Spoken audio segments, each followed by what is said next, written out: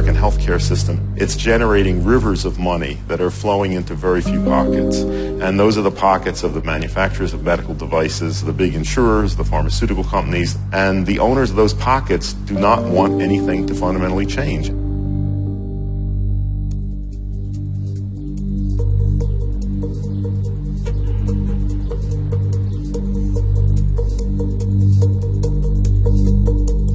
I don't recall any time telling a lie, but I know that there were many times that I didn't disclose full information. I was the company's chief spokesman. I was head of corporate communications, which means I was the top public relations officer for the company. When you're in the inner circle of a health insurance company, what's most important is meeting Wall Street's expectations. And they have to. These for-profit companies, by law, have to serve shareholders. People go in and out of health plans. They may be a member of a health plan for a year and maybe no longer. You don't necessarily make a lot of investments in preventive care for someone who's not going to be a part of your health plan for a long period of time. It just doesn't work out financially. The only way that you can continue to make the profits that you are expected to make is to charge more for the policies.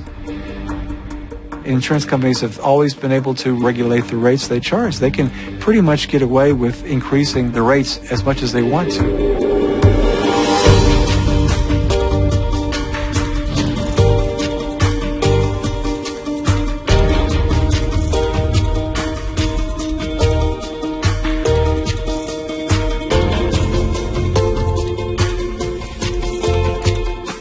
You almost forget that what you're doing is providing health insurance. It's all about the numbers and how many millions of dollars, if not billions of dollars, you're earning in profits.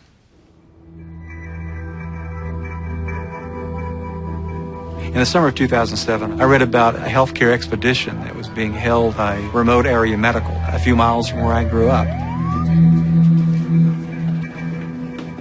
I decided out of curiosity to go check this out.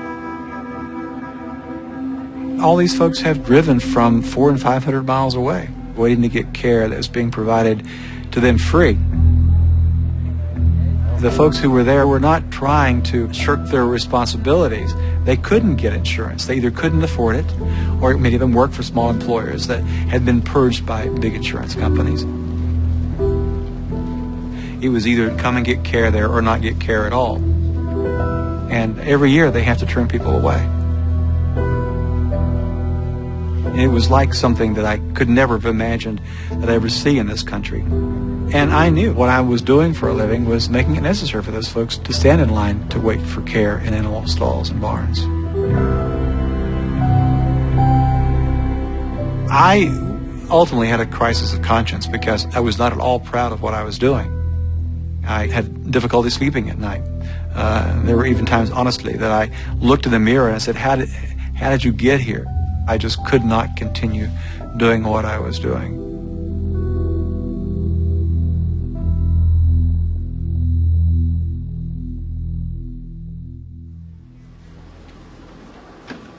Good morning.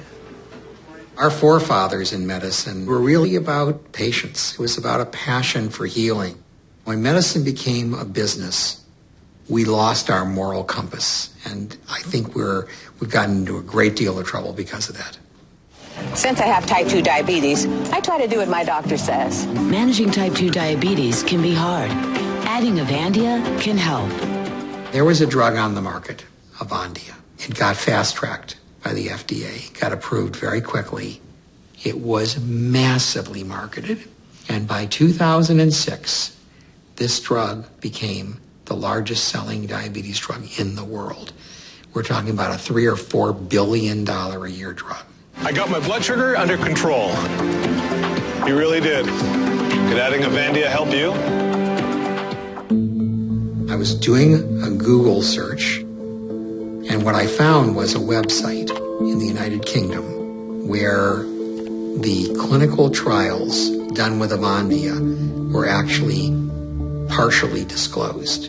And what I saw actually made me physically ill. As I looked at trial after trial, there were more heart attacks in the Avandia group. It was so consistent. You didn't have to be a statistician, or in the words of my old friend Bob Dylan, you don't have to be a weatherman to know which way the wind blows. There was obviously a problem. About a 30% increase in the risk of heart attack and related complications. And the company did nothing. They told no one. They did not tell physicians. They did not tell the FDA. And they did not tell patients. Cleveland Clinic cardiologist Dr. Stephen Nissen decided to do his own review. Now, the leading cause of death in diabetes is heart disease. 70% of all the deaths in diabetes are due to heart disease.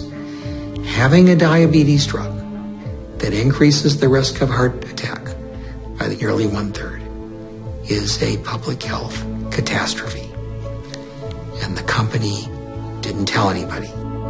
A Senate investigation accuses the Food and Drug Administration of ignoring research.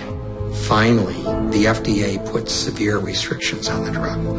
You do have, a lot of money at stake here. GlaxoSmithKline worked very hard to keep these numbers from the public. An FDA advisory committee started hearing evidence on whether Avandia is so unsafe it should be pulled off the market altogether. There's litigation involved, and companies set aside $6 billion to settle lawsuits. The documents are coming out in these court suits. It looks worse and worse. The independent safety officials at the FDA estimate somewhere between 50 and 200,000 deaths or heart attacks due to the drug. We're not talking about a handful of people here. This drug was the #1 selling diabetes drug in the world in 2006. It's just a terrible tragedy for patients.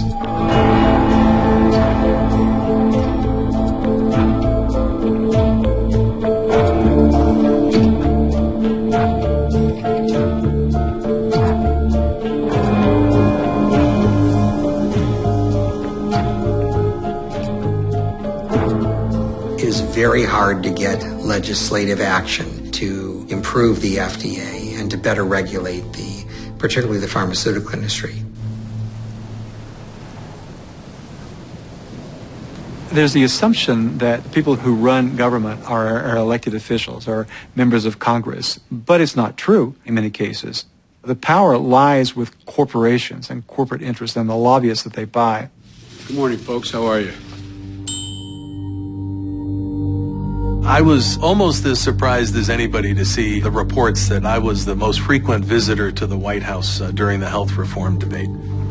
It was important to keep expressing the hospital's position.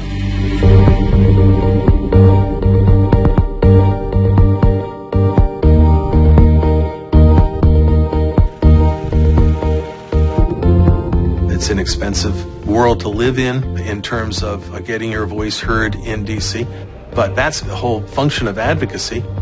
How powerful are lobbyists in the healthcare system? Infinitely. What gives lobbyists power is the amount of money they have for campaign contributions. We've actually been trying to reform a healthcare system for 100 years. It goes back to Teddy Roosevelt. But these companies will do whatever it takes to make sure there are no new laws or regulations that will hinder their profits.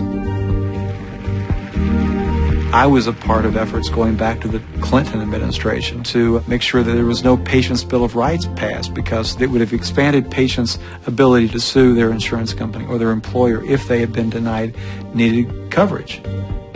So we created a front group called the Health Benefits Coalition. I'd like to welcome you to the first press conference of the Health Benefits Coalition. Corporations are very careful to choose names for these organizations to make people think that they really are grassroots organizations, and they're really nothing of the kind. Part of the whole effort is to get people ultimately to vote against their own self-interest. The spin was to scare people into thinking that premiums would go up because more people would be filing frivolous lawsuits. But of course, these people had no idea that they were being made to believe this by the insurance industry. The Patients' Bill of Rights had bipartisan support. Senator John McCain and Senator Ted Kennedy were co-sponsors, but it was so opposed by the powerful insurance industry, no bill was ever passed.